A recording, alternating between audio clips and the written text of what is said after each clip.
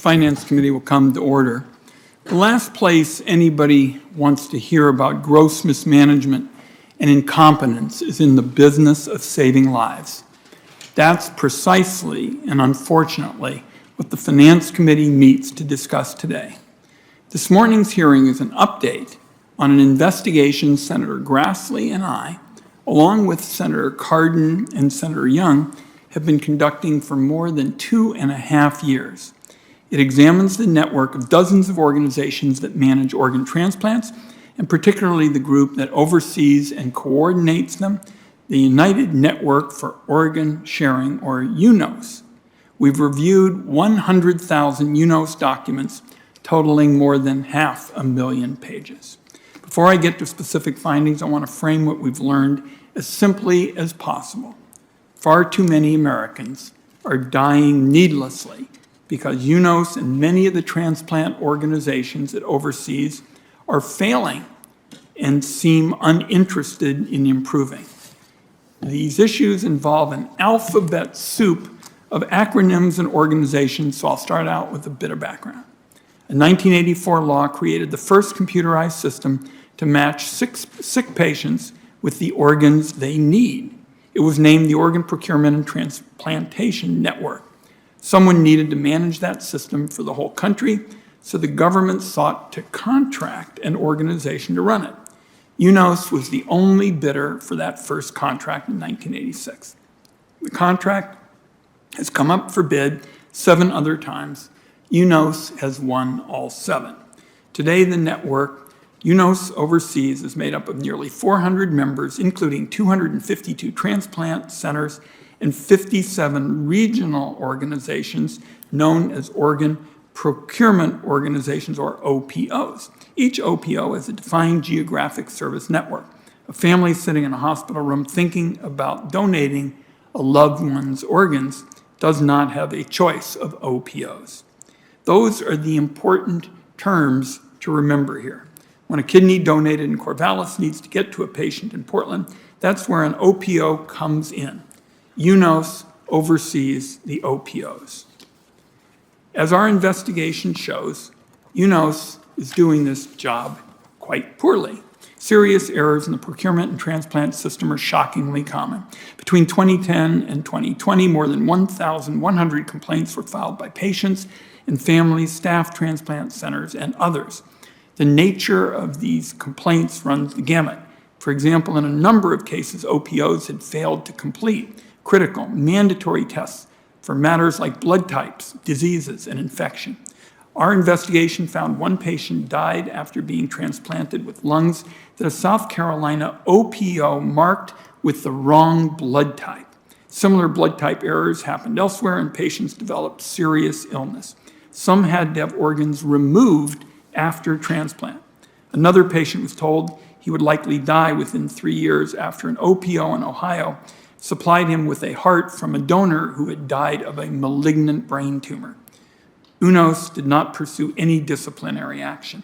In a case from Florida, another patient contracted cancer from transplanted organs, and the OPO sat on the evidence for months. In total, our investigation found that between 2008 and 2015, 249 transplant recipients developed the disease from transplanted organs. More than a quarter of them died. Delivering organs has been another source of life-threatening errors.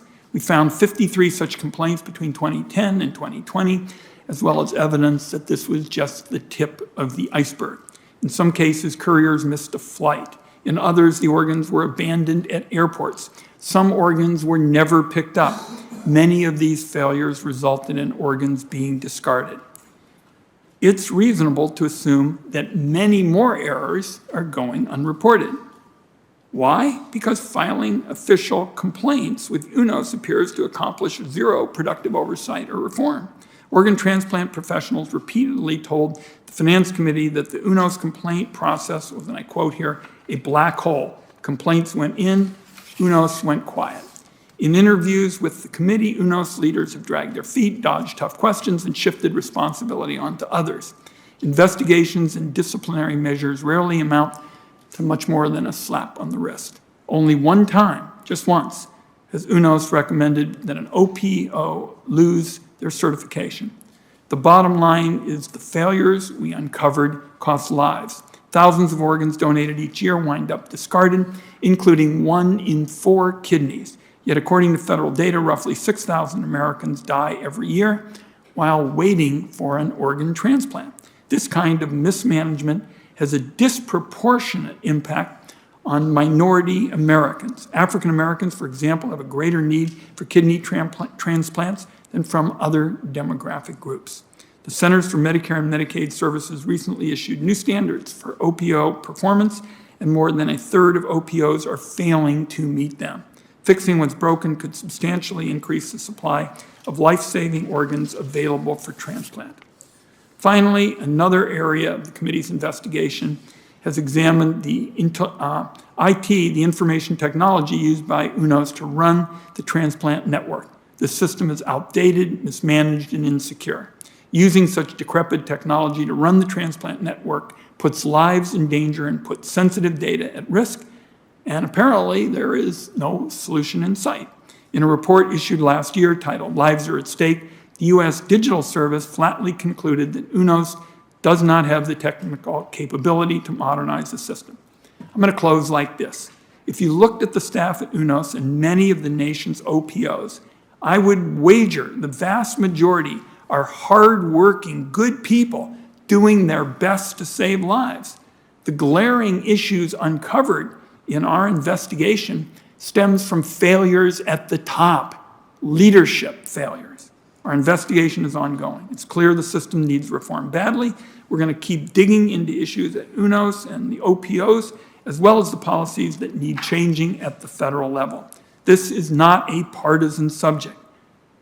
Everybody wants the system to work with as few errors as possible. We've been conducting a bipartisan investigation on this for some time. I want to commend Senators Grassley, Cardin, and Young. The three of them have been working very closely with us. This is a thoroughly bipartisan inquiry. I want to thank Senator Cardin, who's here, Senator Grassley, who's here. I also see Senator Thune here, so we're going to have a lot of members interested in this. I saw Senator Warren as well, and I want to thank our witness panel for joining the committee today. Senator Grassley.